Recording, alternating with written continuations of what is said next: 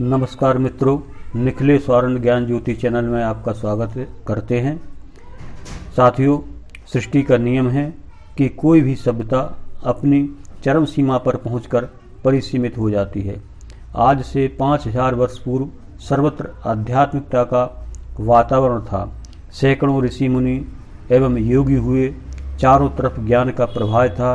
यज्ञ, साधना, ध्यान, जप, तप, पूजा पाठ, आध्यात्मिक चेतना अपनी पूर्ण उच्चता पर थी। युग परिवर्तन के साथ ही उस दिव्य ज्ञान का प्रभाव ही सने सने क्षीण होता चला गया और भौतिकता में प्रवेश हुआ। मित्रों, जिस ज्ञान के विस्तार हो वह तंत्र होता है। जिसके द्वारा ज्ञान का विस्तार हो उसे तंत्र कहते हैं। जिस साधना के द्वारा भोग और मोक्ष की प्राप्ति की संभावना हो वह भी तंत्र कहलाता है। तंत्र व्यवहारिक ज्ञान का शास्त्र है, महाविज्ञान है। यह तो जीवन की व्यवस्था है। तंत्र द्वारा इस संपूर्ण ब्रह्मांड में व्याप्त ईश्वर की शक्ति, जिन्हें देवता कहा जाता है, अपने अनुकूल बना करके उनकी शक्तियों को आकर्षित कर अपनी इच्छानुसार सिद्धियां प्राप्त की जा सकती हैं। मित्रों, तंत्र का उपासक अपने भीतर एक शक्ति को चुंबक की तरह प्रभावशाली एवं तीव्रता बनाता है। यह विज्ञान मानव शरीर के सूक्ष्म शरीर में स्थित चक्रों और योगिक ग्रंथियों को जागृत कर शक्तिशाली बनाने की उदात्त प्रक्रिया है। तंत्र यह ज्ञान कराता है कि मानव अपने भीतर की परतंत्रता को छोड़कर स्वतंत्र बन सकता है, अपनी शक्ति का असीम विस्तार कर सकता है, शरीर में रहते हुए भी शरीर से मुक्त होकर के अपने आप को विस्तार दे सकता है। तंत्र विज्ञान अपने क्षेत्र की एक विशेष शक्ति को जागृत कर देने की प्रक्रिया है, जिससे इस ब्रह्मांड की समस्त व्यवस्था को भी अपने अनुकूल ढाल सकते हैं, और इसी को सिद्धि कहते हैं। सभी शक्तियां का प्रभाव वातावरण में सदैव चलता रहता है, और जब आपकी शक्ति उस बाहरी शक्तियों को वश में करने में समर्थ हो जाएंगी, तब आप अपनी इच्छानुसार कार्य संपन्न कर सकते हैं। यही तंत्र विज्ञान है, जहाँ साधक की इच्छा सर्वोपरि रहती है। तंत्र के दो मार्ग हैं, दक्षिण मार्गी और वाम मार्गी।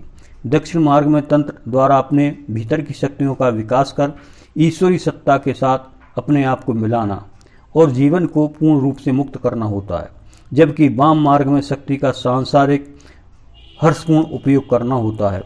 सामान्य व्यक्ति आज तंत्र के विषय में क्या विचार रखते हैं यह बताने की आवश्यकता नहीं है, क्योंकि शक्ति के इस महाविज्ञान का दुरुपयोग ही अधिक हुआ है। जो तंत्र शास्त्र के वास्तविक जानकार हैं, वे तो इस ज्ञान के द्वारा अपने भीतर की शक्ति को जागृत कर अपना आत्म साक्षात्कार, अपने आप को जीवन मुक्त कर परमानंद की स्थिति में पहुंच जाते हैं। जबकि इस विज्ञान को पूरी तरह न समझने वाले और उसके केवल वाम मार्ग की ओर ही ध्यान देने वाले तांत्रिकों का इसका दूसरी ओर उपयोग दूसरों को पीड़ा पहुंचाने के लिए और शारीरिक आनंद लेने के लिए तथा इसके अनेक कारण से शक्ति का जागरण गलत प्रकार से करते हैं। व्यक्ति का चिंतन हमेशा अच्छे पक्ष में होने की बजाय बुरे पक्ष में अधिक हो जाता है। यही चिंतन जो श्रेष्ठ भाव से नहीं किया जाता है, वह लाभ के स्थान पर हानि देता है। इसलिए वास्तविक तंत्र विज्ञान को गोपनीय रखने के संबंध में प्रत्येक शास्त्र में लिखा है। इस तरह लिखने का कारण है कि इस साधना का सही उपयोग हो तो हर जगह प्रचार होना चाहिए, हर व्यक्ति को इसका ज्ञान होना चाहिए, लेकिन ऐसा हुआ नहीं। वास्तविक तंत्र विज्ञान तो श्रेष्ठ गुरुओं के द्वारा अपने शिष्यों को मौखिक रूप से बताया जाता है। गुरु अपने शिष्य को इसका अभ्यास कराता है और उसको सिखाता है। योग व्यक्ति को ही देता है। इसके पीछे मूल भावना उसकी शुद्धता और शुद्ध भावना ही है। यह विद्या कुपात्र को न प्राप्त हो, अन्यथा दुरुपयोग हुआ। इसी कारण से गुरु तंत्र विद्या को सिखाने का अधिकार अपने पास रखते हैं। जब उन्हें यह ज्ञात हो जाता है कि शिष्य इस प्रकार की शक्ति को प्राप्त कर दुरुपयोग नहीं करेगा, तो वह उसे तंत्र का ज्ञान देता है। तंत्र आत्म कल्याण जन कल्याण हेतु है। जब तंत्र वाम मार्ग अधिक प्रसिद्ध हो गया तो लोग केवल अनाचार की तरफ ही बढ़ने लगे। जब उन्हें सफलता नहीं मिली तो वो लोग तंत्र को बकवास समझने लगे और आलोचक बन गए। उन्होंने इस विषय में भ्रांतियां भी फैला दी।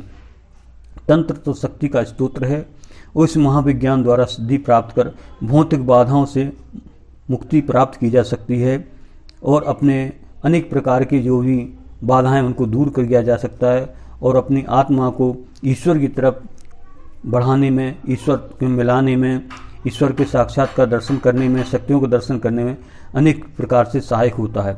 इसलिए वास्तविक तंत्र का स्वरूप ऐसा है और इसके लिए अनेक विद्वानों ने सार्थकता भी बताई है। इस तंत्र में अगर जाने से पहले आपके पास सदगुरु का होना एक बहुत आवश्यक है, क्योंकि गुरु की महत्ता है। ऋग्वेद भी इस बात के लिए स्वीकार करता है कि अपने हृदय में गुरु को स्थापन करना समस्त देवताओं को स्थापन करना जैसा ही होता है। याज्ञवल्क्य उपनिषद अगर आप पढ़ेंगे तो उसमें भी आपको मिलेगा कि उन्होंने भी इस बात को स्वीकार किया कि धर्म, अर्थ और काम मोक्ष की अगर प्राप्ति केवल करना है तो उसमें गुरु पूजन ही अनिवार्य आ जाता है। विश्वामित्र भी इसमें सार्थकता बात करते हैं कि जीवन की पवित्रता, दिव्यता और तेजस्ता इसमें गुरु का ही होना बहुत आवश्यक है। और शंकराचार्य, आदिगुरु शंकराचार्य भी गुरु मार्ग को, गुरु की ज्ञान को, गुरु की साचरता को स्वीकार करते हैं कि गुरु पूजा से विधि से बढ़ के और कोई दूसरी पूजा नहीं है। यह स्वरूप जो आपका प्रारंभिक है। रामकृष्ण, गोरखनाथ इत्यादि जो भी गुरु हुए हैं, इन्होंने भी गुरु पूजा के द्वारा इष्ट के दर्शन की संभावना जताई है।